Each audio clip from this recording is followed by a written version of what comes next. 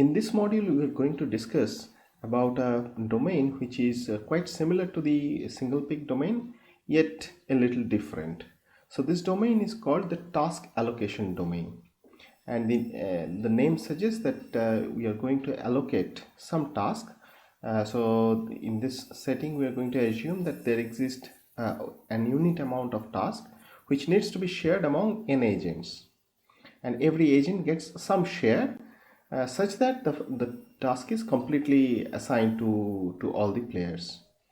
So mathematically it means that each player gets some SI, some share of this job, and together the job is completed. Now what could be the agent's payoff? So in this domain we are going to assume that every agent has some most preferred share of this work. So which is you can think of that is the share of the job where they are most comfortable with.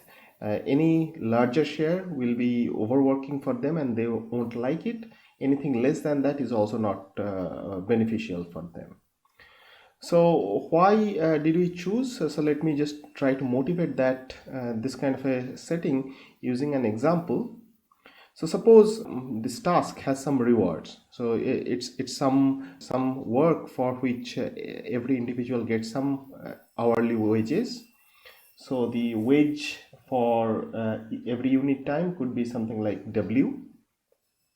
So therefore, if a particular agent works for TI time, then he gets this wage of W times TI.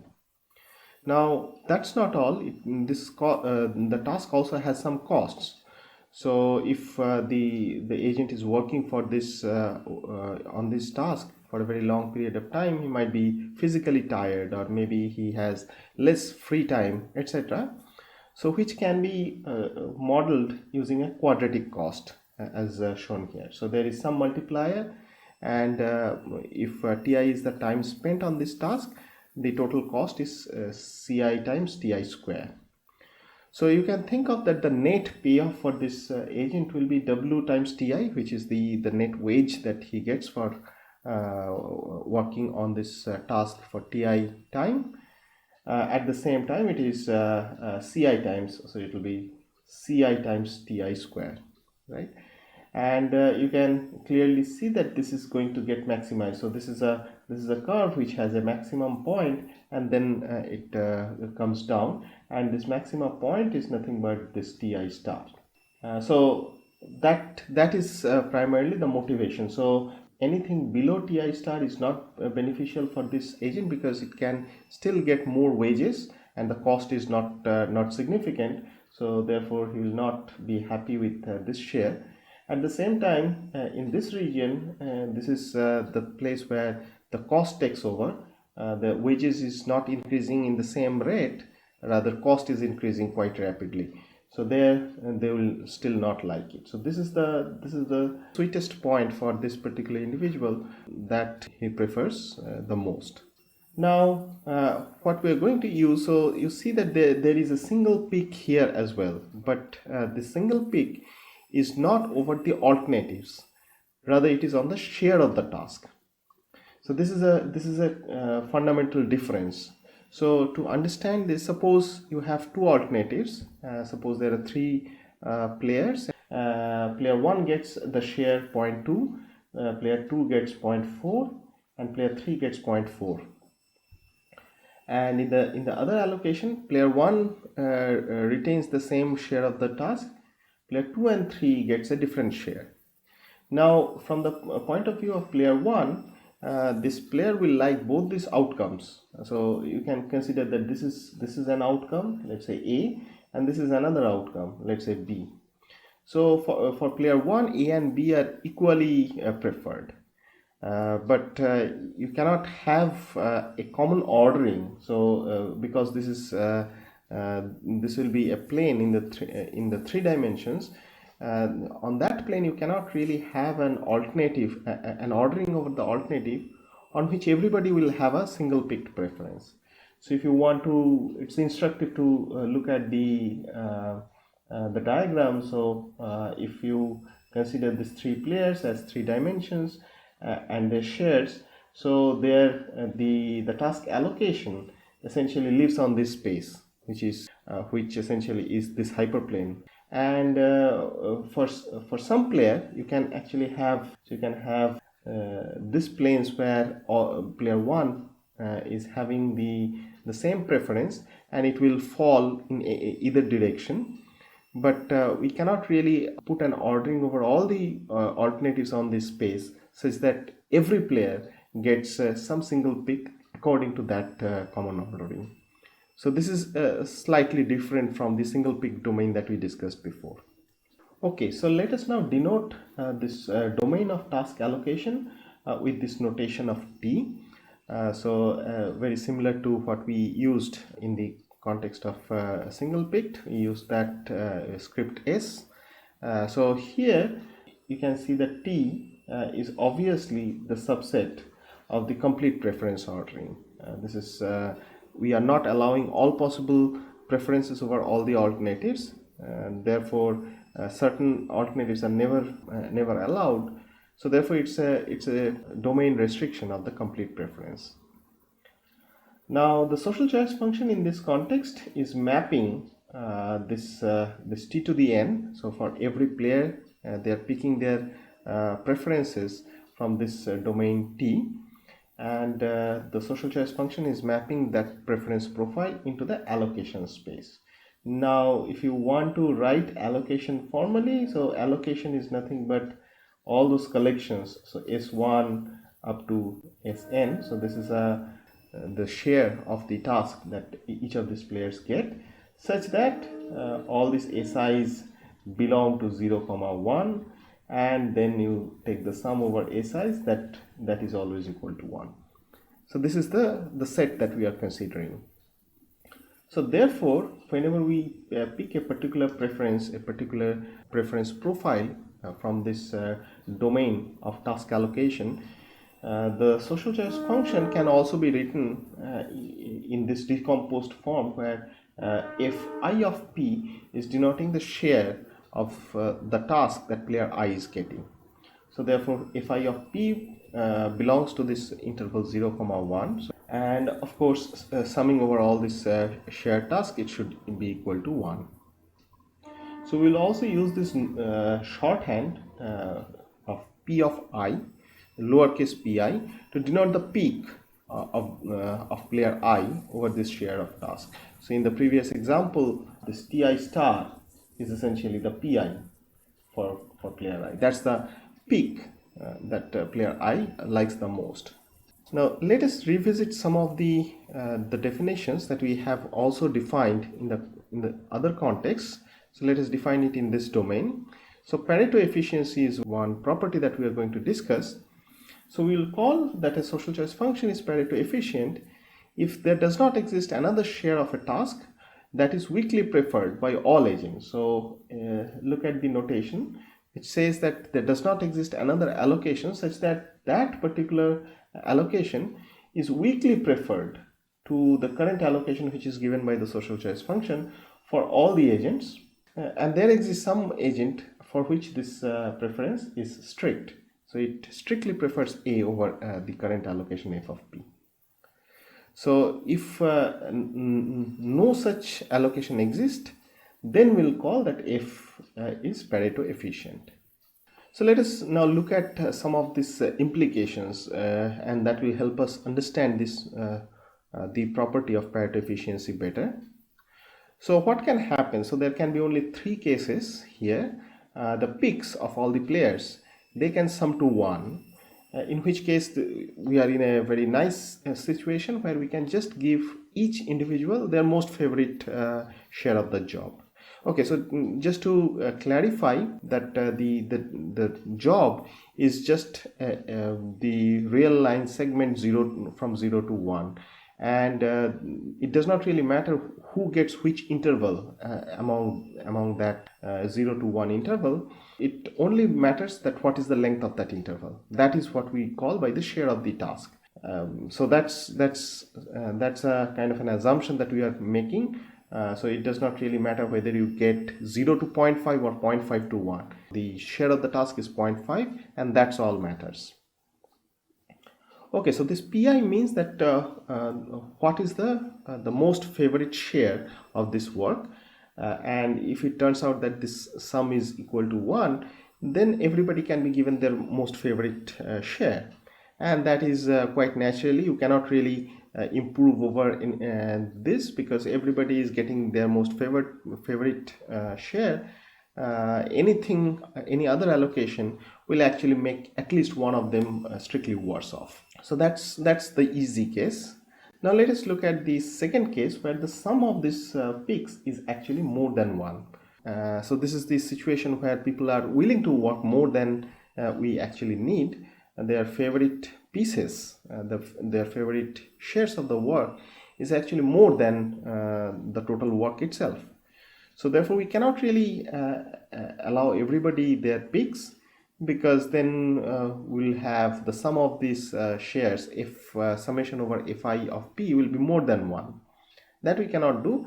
So there must exist at least one player for whom we will give less than the pick, and therefore this observation is almost immediate. Yeah, so if for every player we were giving fk of p to be equal to p of k, then if we take the sum over all these k's, then we know that that is going to be strictly greater than 1, because the sum of these pi's is strictly greater than 1. So that is infeasible. So there must exist some individual, some player for which this is less than p of k. Now the more important question is, can there be any agent for which this task allocation, its shared task is more than p of j, that is its peak, if this social choice function is Pareto efficient? And the answer is no. If there exists some such j for which it is more, we already know that there will exist some player for which this is strictly less than pk. We can actually reduce this individual's task share by a small amount and increase the task share of this individual k, and both will be better off, because they are both moving towards their peak, and because this preference is a single peak, they will both prefer it more than their current allocation. So f cannot be Pareto efficient. If it is Pareto efficient, then this kind of a situation can never happen. So under this condition, this case 2, for every player, we can conclude that the allocated share of this task should be at most p of j, at most their peak.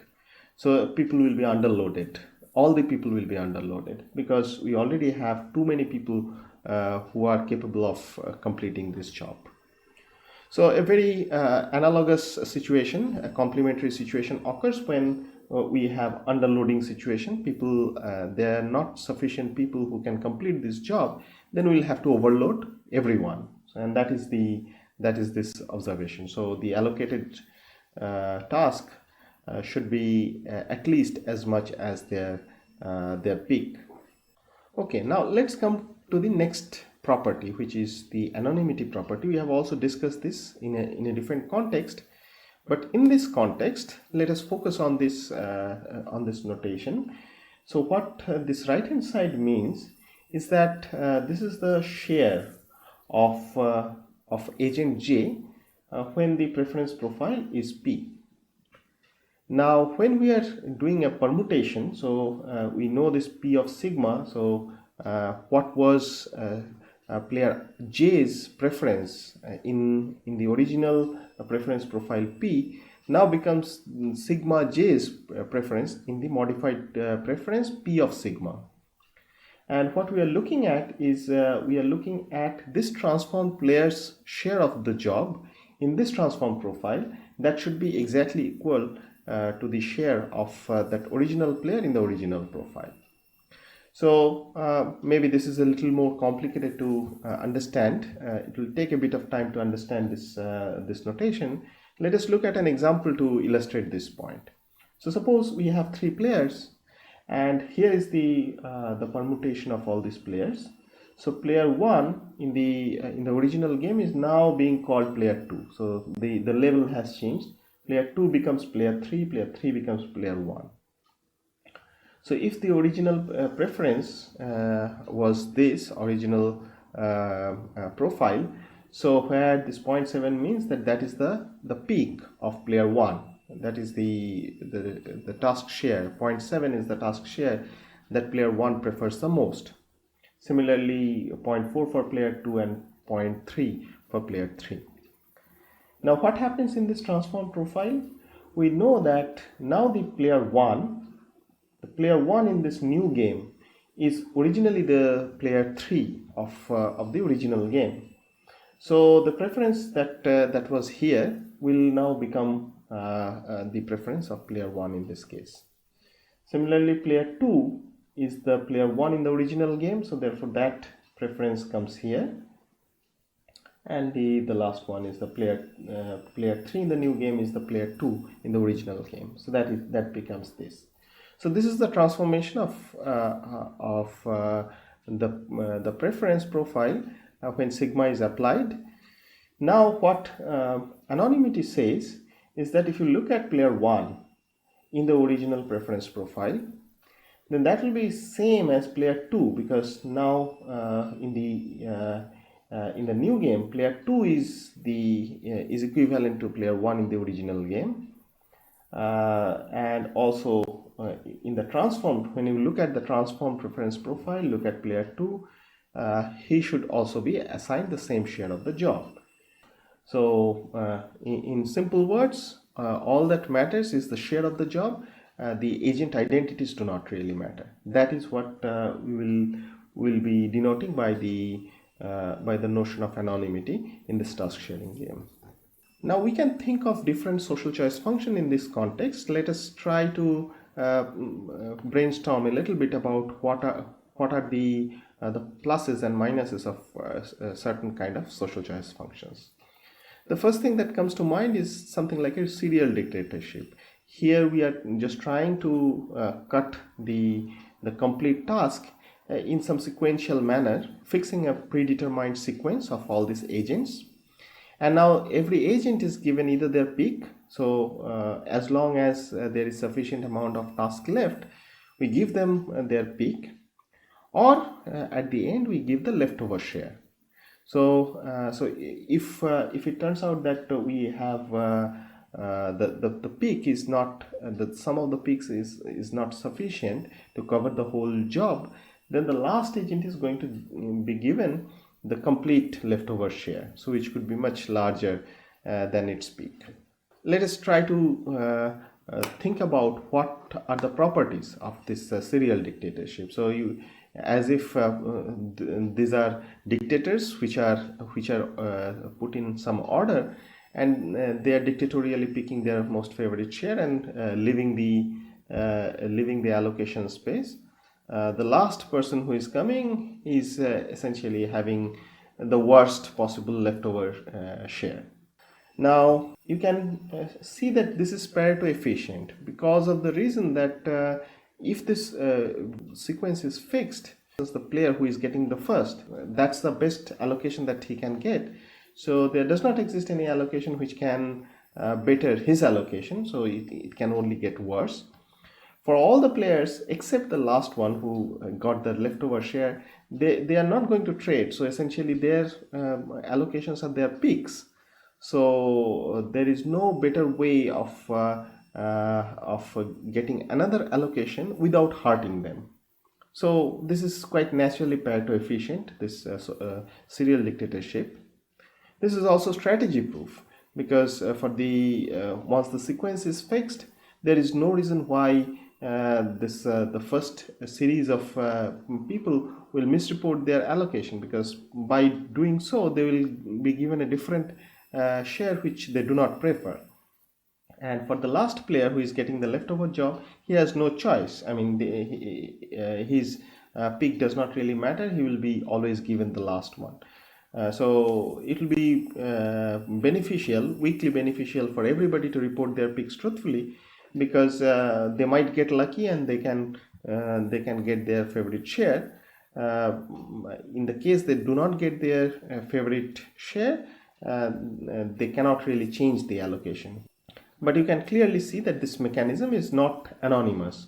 If you permute these players, so in the very similar game, if the permutation becomes this, then you know that in the if the ordering is the natural ordering 1 2 3 in this case, then in this context player 1 will get 0.7 and player 2 will get 0.3, because there the task allocation ends. But now if you look at that individual, so let's say this 0.4 individual who has, so player 2 in the original game now became player 3. So in this new sequence, the serial dictatorship will exhaust the task between the first two players, and there won't be any task allotted to this last individual. So even though in this game it was getting 0.3, here it will get a share of 0. So this is clearly not anonymous. And if you think about this a little bit more, it is also quite unfair for the last agent. The last agent is always getting this leftover task, and which might be larger or smaller than their favorite piece. Now to bring in some sort of a fairness, you might think that well, if we have either the sum of the PIs, the picks, is greater than or less than equal to 1, then we can divide this task proportionally. So what does proportionally mean? That a player I, if its peak is Pi, they will be given a share which is C times P of I, and this C is a constant which is constant for all the players. If player 1 is given a 0.5 of their peak, everybody else will also be given 0.5 of its peak. And the condition, how should we find this normalization factor C?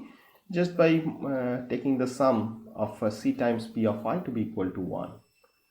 Now it is clear that when we have this the sum of these PIs, the peaks are not sufficient to cover the whole job, then everybody will be overloaded because C in that case will be larger than 1, and everybody will be overloaded with the same factor, and everybody will be underloaded with the same factor if the opposite thing happens. Now let us, so this looks pretty much fair. Everybody is given the same share, same fraction of their most favorite share of the task. Now let us ask the question whether it is anonymous, Pareto efficient, and strategy proof or not.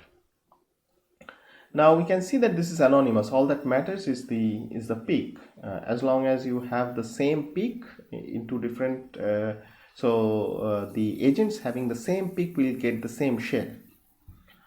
Now it is also Pareto efficient, because if you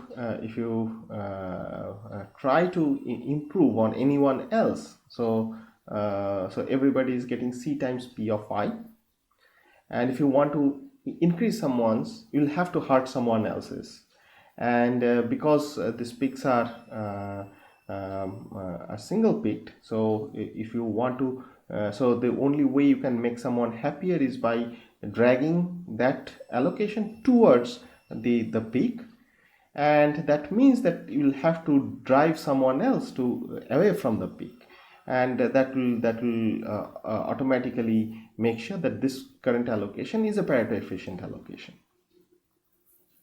Now what about strategy proofness? Now you can think of that some people might, so if their peak is Pi, why should they reveal their Pi truthfully? Rather, they will either underbid or overbid, such that when you do this normalization, this normalized value essentially becomes the real peak that they prefer the most. So here you have let's see an example. So suppose the true peaks for these three players is 0.2, 0.3 and 0.1. So you can see that C will be equal to, so if you sum all of this up, 1 over that is going to be the constant value, right? So what does it mean? That player 1 is now going to get 0.2 times 1 by 0.6, which is 1 by 3. Now this is actually more than 0.2. The share that he is most comfortable with, that is 0.2. It is more than that.